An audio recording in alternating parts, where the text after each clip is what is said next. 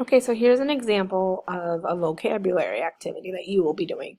There's going to be between 3 and 4 different types that you'll do, whether it be a click and a drag, drawing a line, um, entering text boxes into paragraphs. Those are different things that you will be doing.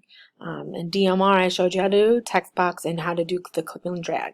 In this vocabulary, I'm going to be showing you how to draw lines from one point to another point. So from one of our words to their definition in this case. So our first word here is some, and these are the words, and then these right here are the definitions. So you have the word some, and we know that some is the answer to an addition problem. So I'm going to go up to my tool that's line, and I'm going to click on it, and I'm going to click line, or we could click arrow. Either one of those will work, but I'm going to do line, and I'm going to draw from, I'm going to find the purple dot. I'm going to click and hold with one finger, and then using my other hand and using my other finger on that hand, dragging it to its answer. Okay, and then letting go. Okay, so then we have difference.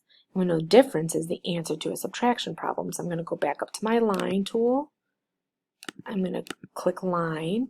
So I'm going to click line, click difference with one finger, and using my other finger on my other hand, I'm going to drag it to the answer to a subtraction problem. And then I'm going to let go. Okay, so then I have this symbol. These symbols either are greater than or less than.